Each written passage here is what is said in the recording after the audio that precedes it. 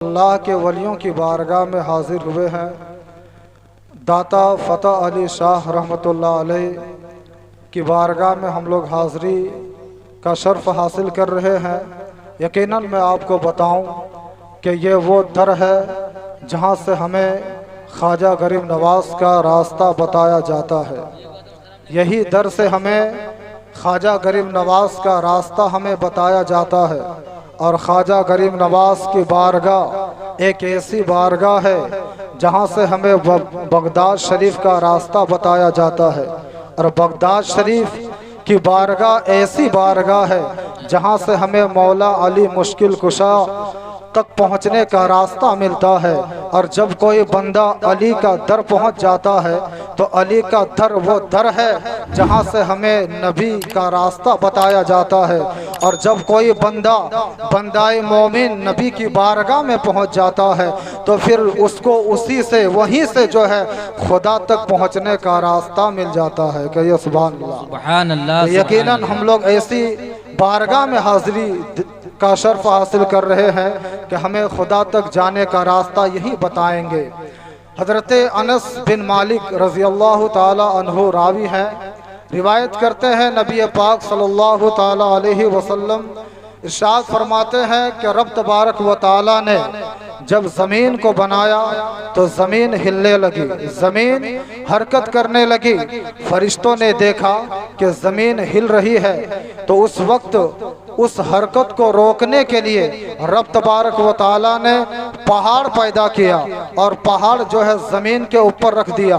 جیسے ہی زمین کے اوپر رکھنا تھا زمین کی حرکت جو ہے بند ہو جاتی ہے، زمین کا ہلنا بند ہو جاتا ہے۔ فرشتوں نے عرض کیا یا پاک پروردگار عالم، کیا تیری مخلوق میں ان پہاڑوں سے بھی زیادہ طاقتور شے ہے؟ رب فرماتا ہاں، ان پہاڑوں سے بھی زیادہ طاقتور شے ہے، اور وہ کیا ہے؟ وہ لوہا ہے جو لوہے کے ضرب سے پہاڑ کو ریزہ ریزہ کر دیتا ہے۔ فرشتوں نے عرض کیا یا پاک پروردگار عالم، کیا تیری مخلوق میں اس لوہے سے بھی زیادہ مضبوط اور طاقتور چیز ہے؟ تو رب فرماتا ہاں، اس لوہے سے بھی زیادہ طاقتور ہے۔ اور وہ چیز کون سی ہے؟ رب فرماتا ہے کہ وہ آگ ہے جو لوہے کو پگھلا دیتی ہے، یقیناً آگ ہے جو لوہے کو پگھلا دیتی ہے۔ فرشتوں نے عرض کیا یا پاک پروردگار عالم، کیا تیری مخلوق میں اس آگ سے بھی زیادہ طاقتور شے ہے؟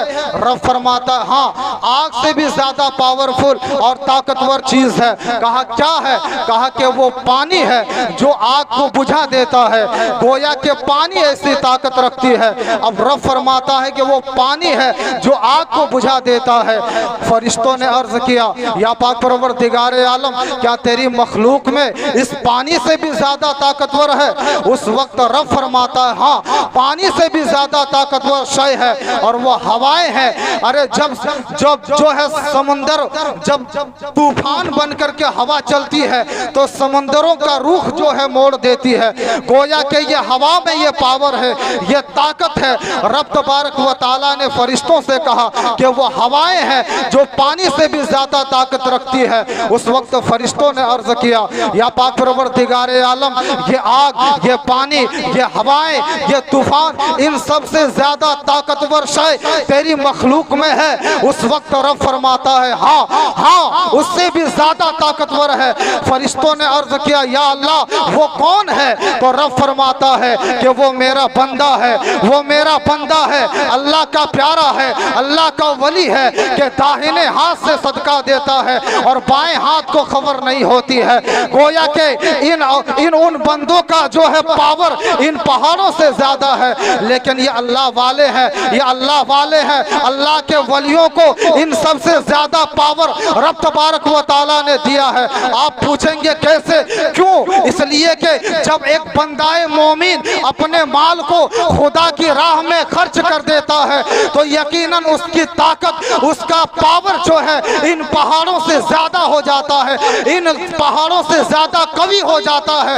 تو جو اللہ کے ولی اپنی جان کو اللہ کی راہ میں قربان کر دیتا ہے، اپنی روح اللہ کی راہ میں قربان قربان کر دیتا ہے، اپنی خواہشات کو اللہ کی راہ میں قربان کر دیتا ہے، یقیناً ان اولیاء کرام کا پاور ان پہاڑوں سے زیادہ طاقت رکھتی ہے، ان پانی اور آگ سے زیادہ طاقت رکھتی ہے، اس لیے کہ جو اللہ کے ولی ہوتے ہیں اسے اللہ کی رضا حاصل ہوتی ہے، اور اللہ کی رضا سب سے بڑی دولت اور نعمت ہوا کرتی ہے۔ واہ سبحان اللہ سبحان سب سے اللہ، بڑی دولت اور نعمت ہوا کرتی ہے۔ کیا بات اور ہے۔ میں آپ کو بتاؤں، اس لیے کہ 10 منٹ کا وقت ملا ہے، میں آپ کو بڑی تیزی کے ساتھ بتاؤں کہ اللہ کے ولیوں سے جو دشمنی رکھتا ہے، اللہ تبارک و تعالی اس سے جنگ کا اعلان کرتا ہے کہ جو اللہ کے ولیوں سے عداوت رکھتا ہے، دشمنی رکھتا ہے، یقیناً اللہ تبارک و تعالی اس سے جنگ کا اعلان کرتا ہے۔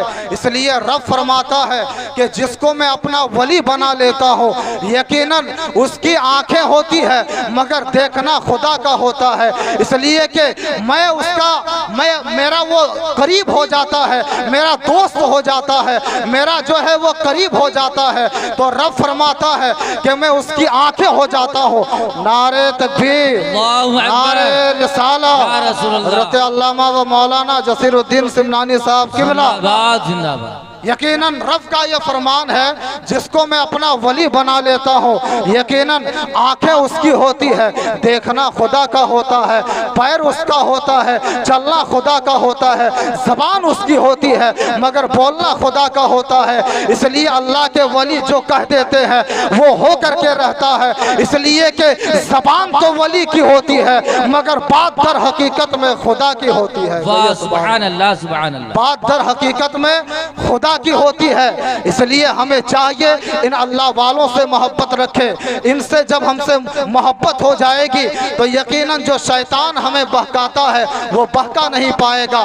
آپ نے دیکھا ہوگا پتجھڑ کا زمانہ جب ہوتا ہے تو ہوائیں تیز چلتی ہے، درخت سے پتے جھڑتے ہیں، بہت سارے پتے جو ہے ہواؤں میں اڑا کر کے دریاؤں میں بہا دیا کرتا ہے، کچھ پتے جو ہے ندی میں بہ رہی ہوتی ہے، کچھ پتوں کو جو ہے ماں بہنیں جو ہے خاکستر کر دیتی ہے، مگر قسم خدا کی مولانا نثار احمد کی نظر ایک ایسے پتے پہ پڑتی ہے جو پتا اپنی جگہ محفوظ تھا۔